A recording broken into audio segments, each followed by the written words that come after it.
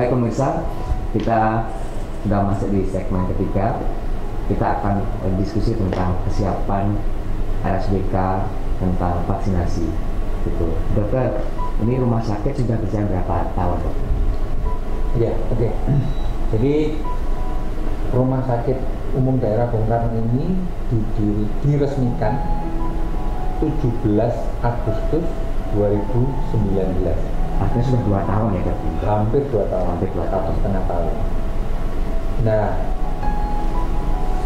rumah sakit ini didirikan sebenarnya sudah berdiri sejak awal tahun 2019, tapi berproses. Ya kalau pendirian rumah sakit kan harus ada pengadaannya, pembelian ini apa, baik seperti kursi, sofa dan sebagainya, alat-alat kesehatannya itu diproses kira-kira 4 bulan 5 bulan, akhirnya dipelantikan untuk rumah sakit. Strukturalnya adalah di April 26 April 2019. Berproses, akhirnya diresmikan oleh Pak Wali Kota saat itu, Pak Rudi, ya, pada 17 Agustus 2019. Nah, berproses, kami mau bekerja sama dengan BPJS, tapi membutuhkan akreditasi ya. Akreditasi, kita berproses akreditasi, tapi sambil menjalankan dengan BPJS. Terus akhirnya kena lagi ke pandemi ini. Iya. Potong pandemi, tidak bisa akreditasi. Dari Komisi Akreditasi Rumah Sakit Indonesia itu stop untuk semua bimbingan, pelatihan, akreditasi itu tidak ada lagi selama pandemi sampai ditarik gawat daruratan di Indonesia. Akhirnya kita ya berproses lagi, bercovid ria, menangani COVID sampai. Jadi untuk COVID ya, kita singgung sedikit tentang COVID karena ini vaksinasi COVID. COVID itu di RSBK memang kita termasuk rumah sakit lini ketiga yang ditunjuk oleh Wali Kota. Banyak, ada beberapa rumah sakit yang ditunjuk sebagai lini ketiga. Kita termasuk lini ketiga dan kita termasuk yang paling akhir untuk persiapan di COVID ini. Kenapa kok kita termasuk yang paling akhir? Karena kita mau benar-benar menjaga safety dari pasien yang ada di sini, juga nakes yang ada di sini. Karena zaman sekarang memang pasien safety ya, kalau rumah sakit itu pasien safety itu memang sangat penting. Selama masa pandemi ini salah satu yang sangat penting juga adalah nakes safety. Keselamatan nakes tenaga kesehatan itu sangat penting karena penularan COVID seperti kita tahu adalah droplet, dia sangat mudah untuk menular. Itu kalau kita tidak benar-benar setting ruangan dengan baik, itu nanti otomatis penularan ke rumah sakit, ke nakes-nakes kita sendiri itu akan sangat tinggi. Makanya kita memang buat sedemikian rupa, kita benar-benar atur ruangannya seperti apa, kita kasih sekat yang baik antara ruangan yang infeksius dengan non-infeksius, kita kasih sekat, kita buatkan kamar mandi untuk tenaga kesehatan kita yang habis masuk memakai baju APD level 3 masuk keluar itu harus sudah bersih. Jadi kita kasih kamar mandi di setiap ruangan yang ada COVID ya. Mau keluar itu lepas APD, mandi bersih pakai sabun, kan dengan sabun ya, kan hilang ya, untuk virus ya, ini COVID-nya ini kan hilang.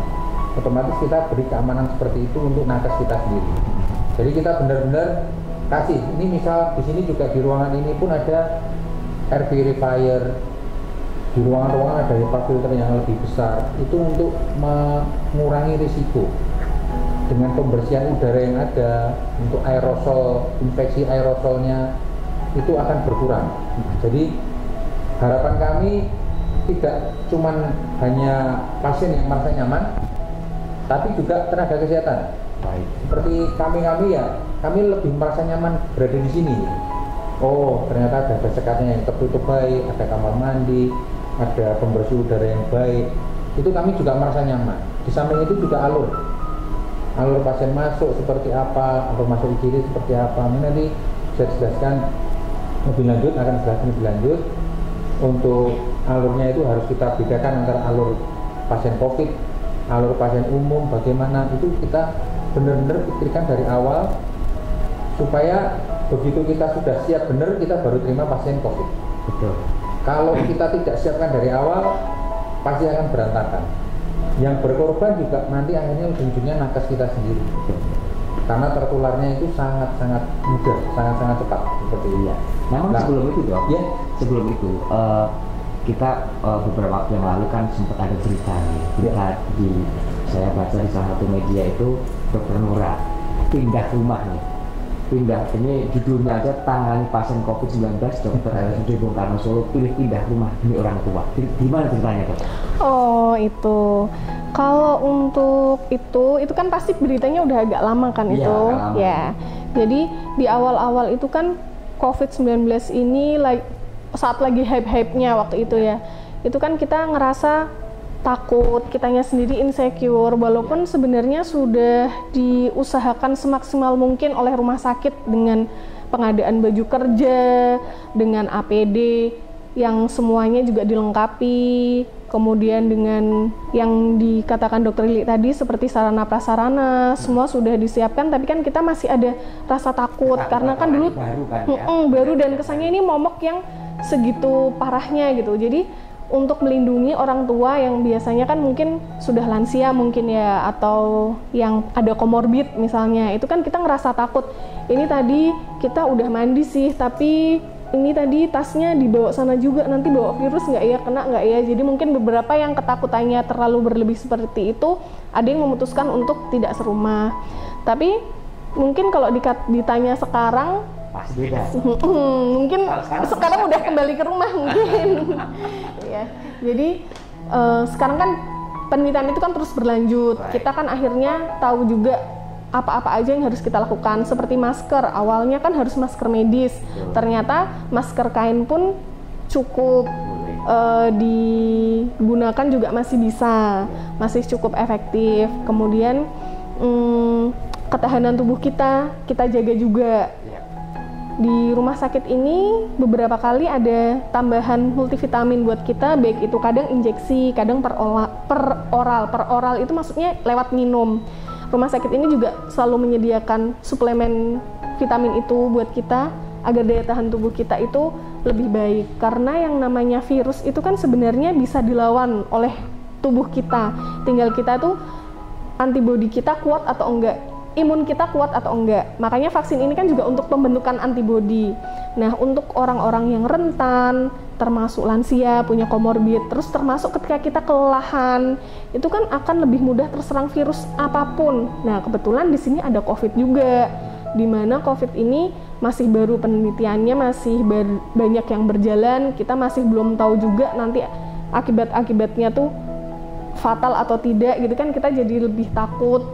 Dan maka dari itu kita mesti lebih jaga. Walaupun nanti udah vaksin juga nggak boleh lepas prokes. Tetap harus jaga imun juga dengan makan makanan yang bergizi, olahraga dan lain sebagainya. Karena walaupun sudah vaksin, bukan berarti 100% tidak mungkin terkena virus COVID tersebut. Bukan berarti seperti itu gitu kan, karena efikasinya kan juga nggak 100%.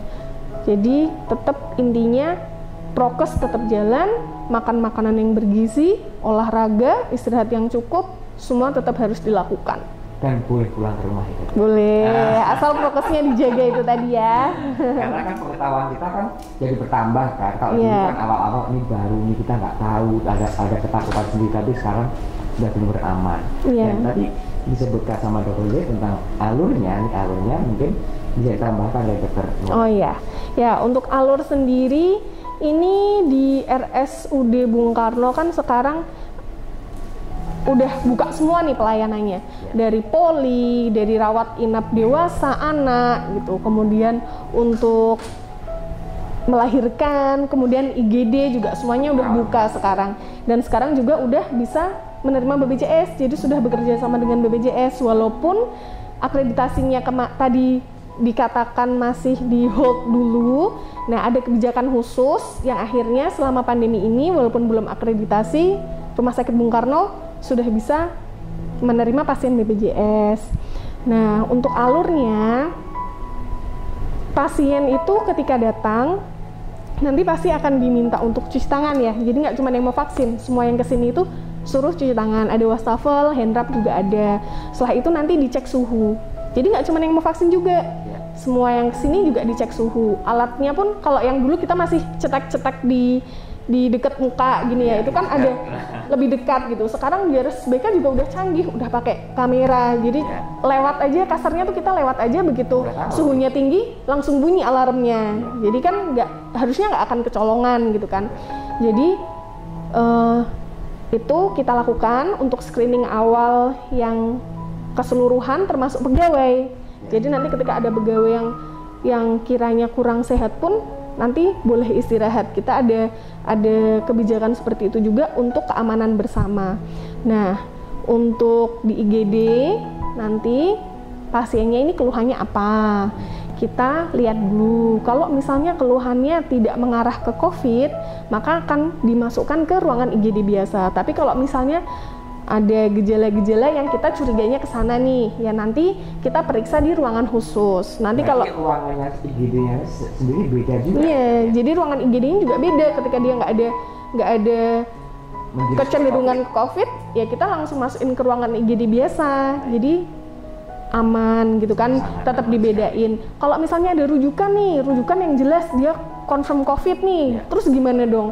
Nah itu ada ruangannya sendiri, nanti ruangan isolasi, nanti jalurnya juga beda. Kita yang menerima pun nanti kita juga udah langsung siap pakai APD level 3 karena jelas pasiennya emang COVID. Dan liftnya pun juga khusus. Liftnya khusus. Nanti di lantai-lantai yang tidak menerima perawatan COVID itu tombolnya juga ditutup, jadi aman untuk liftnya, untuk kasur yang dipakai itu, untuk kursi roda, semuanya tuh udah sendiri-sendiri. Jadi aman.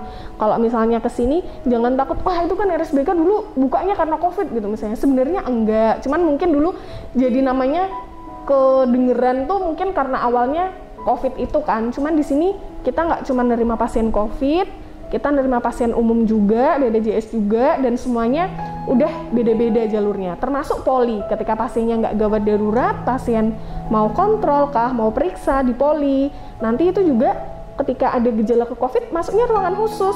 Ketika dia nggak ada gejala COVID, ya dia ke poli. Jadi kalau misalnya kita di poli, lihat ada pasien-pasien yang lainnya, tenang, pasien-pasien yang lain itu sudah terscreening, tidak ada gejala ke COVID. Jadi nggak masalah seruangan sama pasien-pasien yang lainnya. Sangat aman sekali. Monggo silakan tambahkan Dr. Lili. Ya, terima kasih. Tadi sudah dijelaskan dengan cukup panjang lebar. Saya mau menambahkan saja, memang di tempat kita itu ada rawat inapnya ada 4 lantai. Ya. Dengan untuk COVID, khusus untuk COVID, seperti tadi liftnya naik hanya masuk ke satu lantai saja. Ya. Satu lantai ini yang khusus kita pakai untuk COVID. Selain ruang lantai itu tidak ada pasien COVID di situ. Jadi dari screening, dari semua yang sudah dilaksanakan, kalau memang mengarah COVID akan langsung dimasukkan ke lantai yang khusus COVID. Jadi memang kita buat sedemikian rupa supaya tadi nakesnya aman, pasiennya juga aman. Nyaman. Jadi harapan kita aman, nyaman. Jadi monggo kalau mau berobat, kami akan dengan sangat senang hati untuk menerima. Kami bisa memberikan tagar RSUD Bung Karno aman.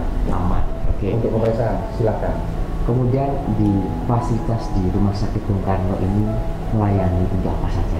Oke. Jadi di Rumah Sakit Umum Daerah Bung Karno ini kita ada 4 besar penyakit yang ada di poliklinik ya.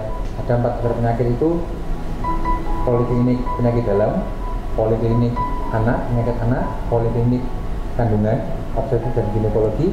Yang keempat adalah penyakit bedah. Ada 4 besar itu. Di samping 4 besar kita ada poliklinik mata, ada poliklinik syaraf, ada poliklinik gigi, ada poliklinik khusus gigi anak, spesialis gigi anak, ada psikiatri untuk ahli penyakit jiwa.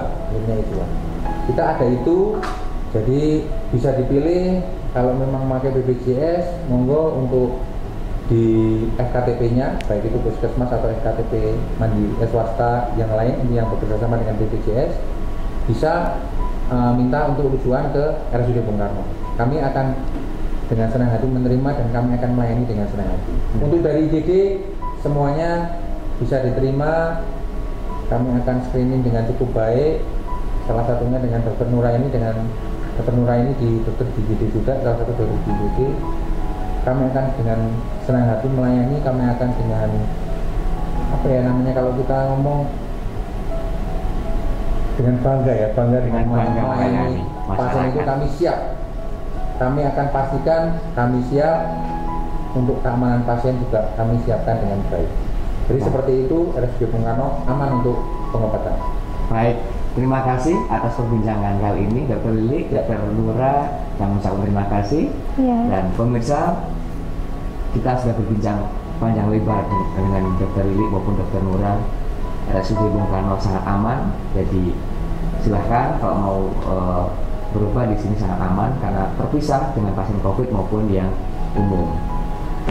Tanpa panjang lebar kita akhiri dan wassalamualaikum warahmatullahi wabarakatuh.